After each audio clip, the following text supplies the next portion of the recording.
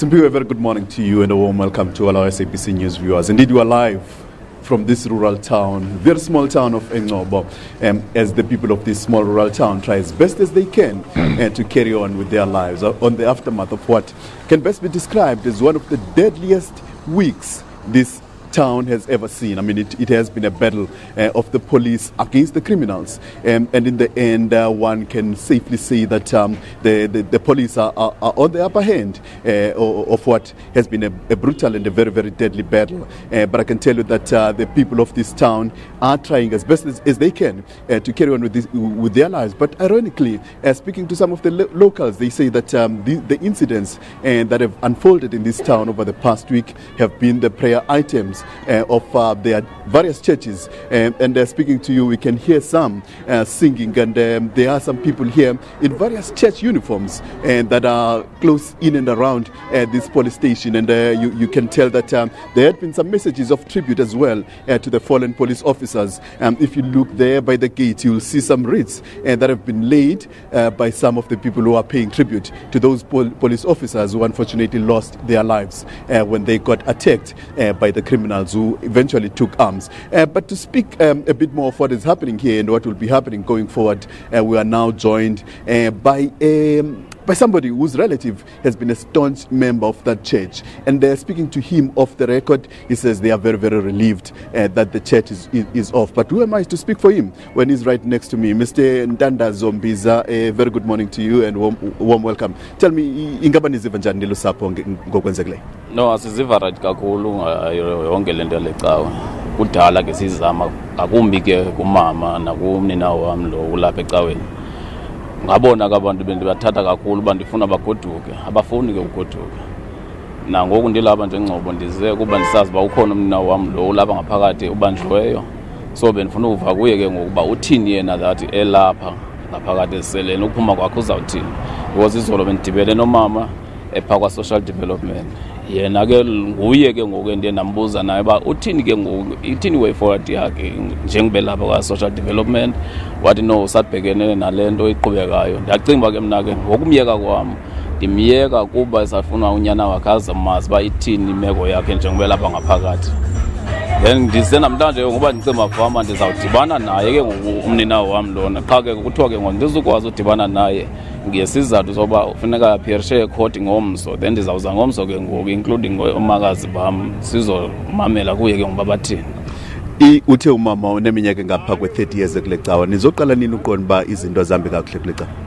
No, I think after 15 years bathi ngabesicima noma icawe right. So umuntu xa enenkolo yakhe aphiliva kuyo siya singakwazi noba nasemshike kuloo nkolo yakhe.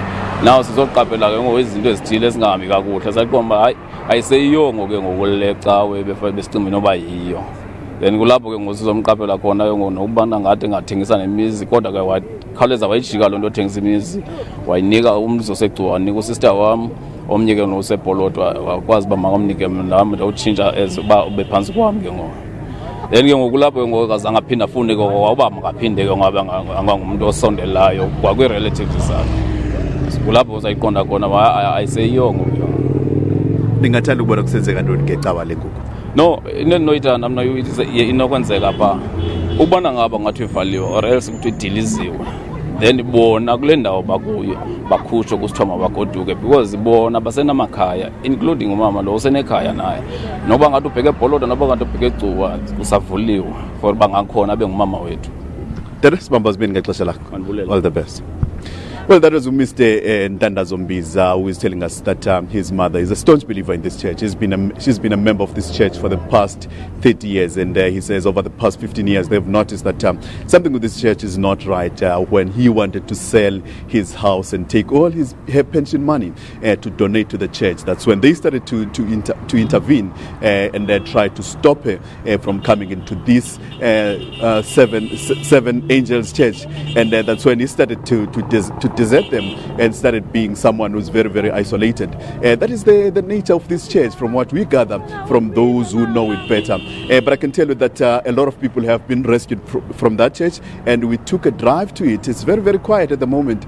We saw only one man who was busy making a fire outside, but it's relatively quiet, very, very quiet than we would expect, particularly on a Sunday. We were told that by the locals that on a Sunday that area is normally abuzz with people, those who are going there to worship, but none of the sort is happening, as a lot of them are still in holding cells in this police station behind me. Among them is the brother of this man that I've just spoken to.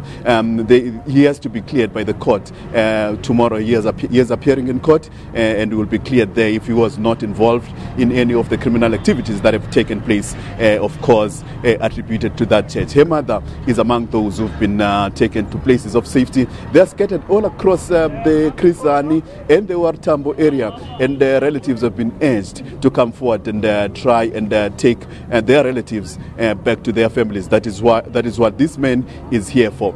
But we'll keep you posted on what will be happening here. But the police station behind me is streaming with people, those relatives who want to find out where exactly their relatives are, so that they can take them back home. But seemingly they are very, very struggling. They are struggling a lot to try and get their mindsets back into those of normal people, as they seem to be deeply, deeply indoctrinated by what they are told at the church there, this unpopular church that is on the brink of being brought down to its knees. But speaking to the locals, they say that they are quite pleased that a lot of the leaders of this church are among those that were gunned down by the police, but they say that they are still concerned because their mother is still very much alive, and she may happen to be the one who may be able to keep this church that they want to see the end of going. So that is one of the main concerns that have been raised by the locals here. But for a bit more update, we'll still be on the ground, and we'll make sure that you get the latest as they develop around here. But I can tell you that the town is abuzz. People are going around doing their shopping, and their shops are open a bit longer than they normally would have, particularly on a Sunday. I suppose they're trying to make up for all the time that was lost due to what had happened at this police station behind me. Bear in mind, it is in one of the major streets, and this is one of the main roads here. It is the R61, one of the major roads linking the town of Mthatha all the way. It runs all the way up to Queenstown, so you'll see a lot of traffic. That is why for a lot of people it's puzzling that criminals will be so brazen as to attack a police station in a town center like this one. And you can imagine the kind of collateral damage that would have happened if there was a lot of traffic, as is the case now. But thankfully this thing happened at night, and unfortunately a lot of police officers lost their lives. But had it happened during the day, who knows, maybe the damage would have been a lot more.